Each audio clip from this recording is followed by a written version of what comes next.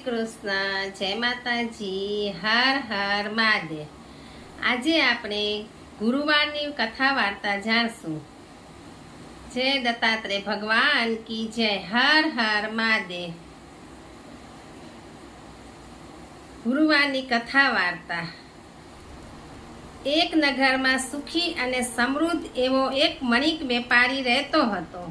તેને ત્યાં અઢળક સંપત્તિ હતી, પણ ખાનાર કોઈ ન હતું, અર્થાત તેને ત્યાં શેર માટીની ખોટ હતી।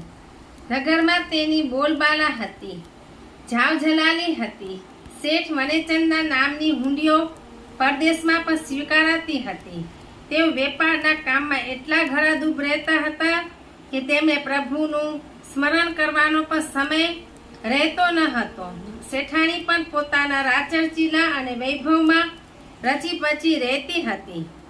બંનેમાંથી કોઈને પણ પ્રભુનું નામ લેવાની ફુરસદ ન હતી, અથવા એમ કહીએ કે ઈચ્છા જ નહોતી થતી એમને।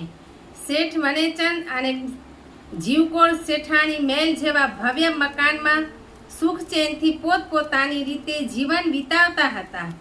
બંને જણને પુત્રની ખોટ સાલતી હતી, પણ તે માટે જપ, તપ, વ્રત, ઉપવાસ, એકટાણા એવું કંઈ કરવાની એમને ઈચ્છા થતી ન હતી।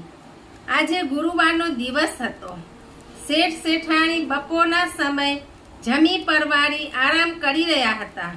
એટલામાં તેમના આંગણે એક સાધુ મહારાજ આવ્યા અને અલખ નિરંજન આલોક સાથે જગાવી ચીપિયો ખખડાવતા ઊભા રહ્યા। પોતાના આંગણે કોઈ સાધુ આવ્યા છે જાણી શેઠ તિરસ્કારથી પરખું ફેરવી ગયા। શેઠાણીએ પણ એ તરફ કંઈ ધ્યાન ન આપ્યું। સાધુએ ફરીવાર આહલોક જગાવી, પરંતુ શેઠાણીએ ઊભા થવાની જરાય તસ્દી ન લીધી, બલકે પલંગમાં પડ્યા સાધુને સંભળાવી દીધું, મહારાજ જોતા નથી, અત્યારે અમે આરામમાં છીએ, જાઓ, અત્યારે તમને ભિક્ષા આપવા કોઈ નવરું નથી। એમ કહી શેઠાણીએ નોકરબાઈને બહારનું વાસી દેવા કહ્યું। શેઠ મનેચંદના આંગણે જે સાધુ મહારાજ પધારેલા તે બીજા કોઈ નહીં પણ ખુદ ભગવાન દત્તાત્રેય ભગવાન હતા।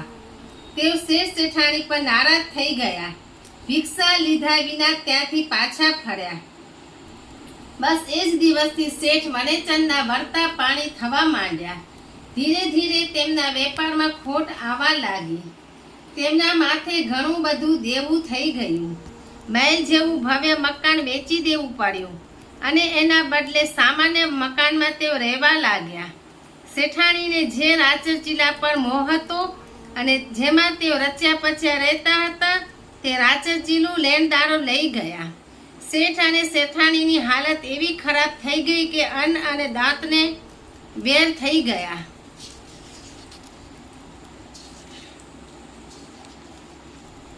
આ વાતને ઘણા દિવસ પસાર થઈ ગયા। એક દિવસ અચાનક ફરીવાર એ સાધુ શેઠના આંગણે પધાર્યા, જે પહેલા આવ્યા હતા। તેમણે અલખ નિરંજન આલેખ જગાવી।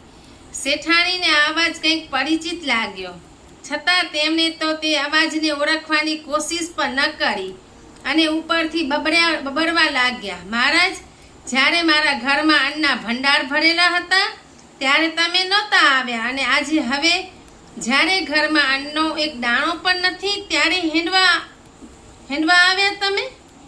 શેઠાણીની વાત સાંભળી સાધુ મહારાજ હસ્યા અને પછી બોલ્યા, દીકરી, એ વખતે તને સાધુને ભિક્ષા આપવાની નવરાશ ન હતી, હવે તો તારે નવરાશ જ નવરાશ છે ને? સાધુના મર્મ વચન સાંભળી શેઠાણીને પહેલાની વાત યાદ આવી ગઈ અને શરમથી તેનું માથું ઝૂકી ગયું।